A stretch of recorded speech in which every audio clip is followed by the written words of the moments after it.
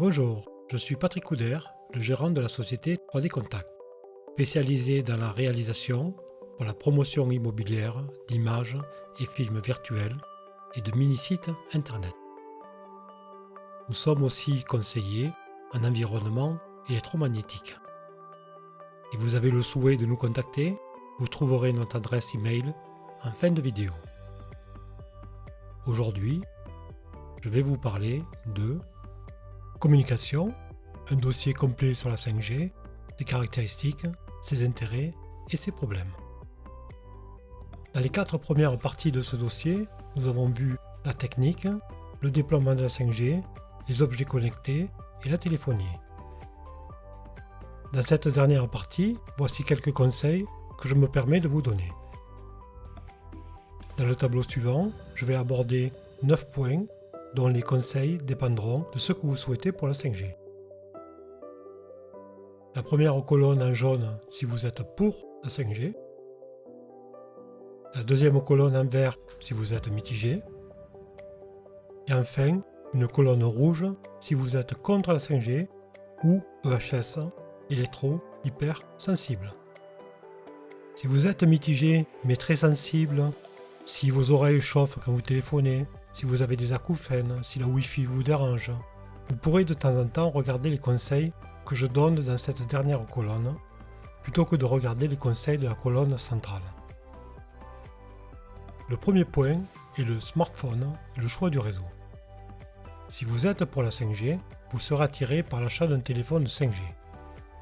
Je vous conseille dans un premier temps de prendre un abonnement peu coûteux pour la tester dans votre ville si elle est en 5G ou lors de vos déplacements.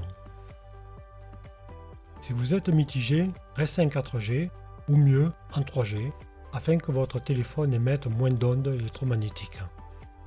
Vous pourrez vous renseigner sur la satisfaction concernant la 5G auprès de vos amis ou parents le cas échéant.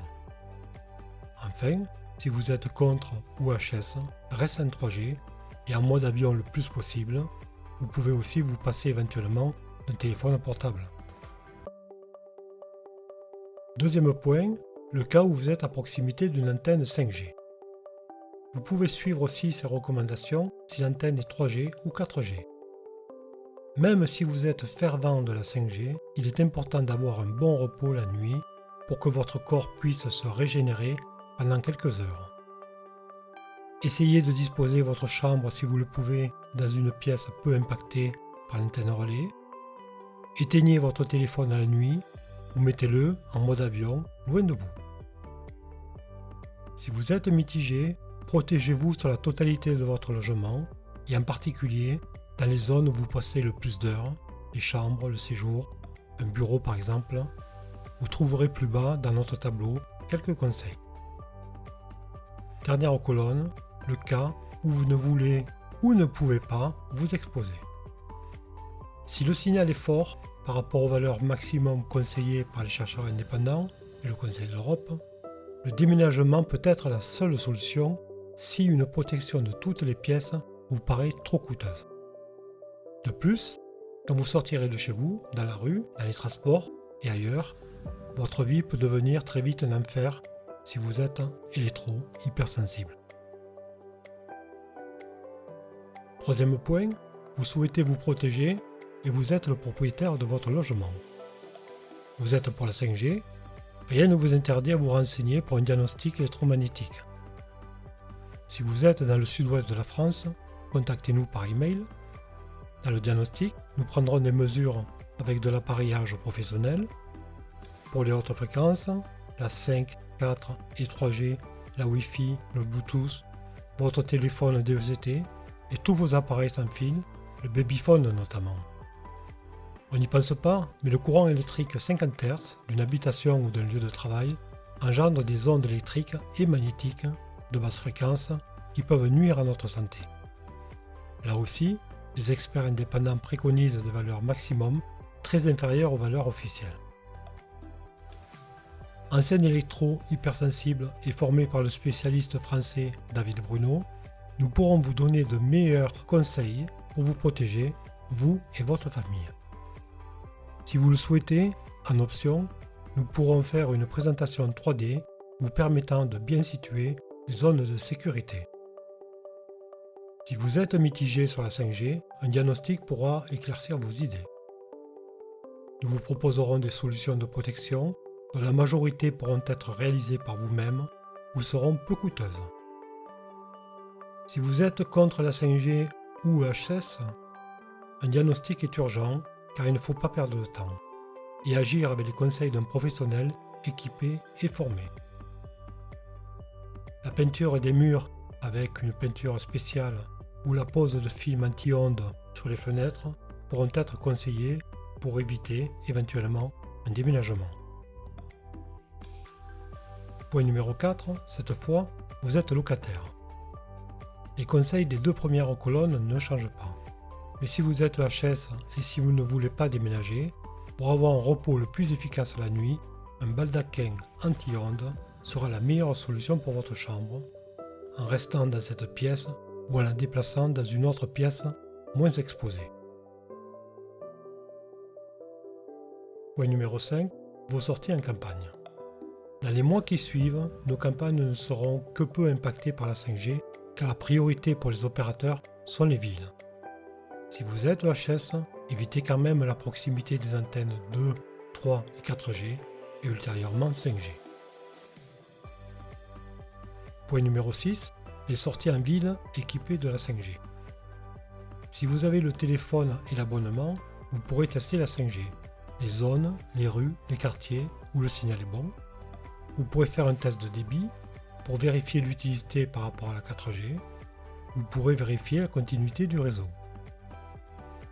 Attention, dans les zones où le signal est faible, si vous utilisez votre téléphone, c'est lui qui va augmenter sa puissance pour pouvoir capter. Mais les ondes pulsées électromagnétiques de haute fréquence seront de niveau déraisonnable à mon avis. Maintenant, si vous êtes mitigé sur la 5G, évitez les villes qui en sont équipées. Sur le site internet cartoradio.fr, vous trouverez assez facilement les emplacements des antennes 5G de France. Sur notre chaîne, vous trouverez aussi les emplacements et les couvertures des antennes relais pour quelques départements du sud-ouest de la France. De même, si vous êtes contre ou électrosensible. 7e point, la protection vestimentaire.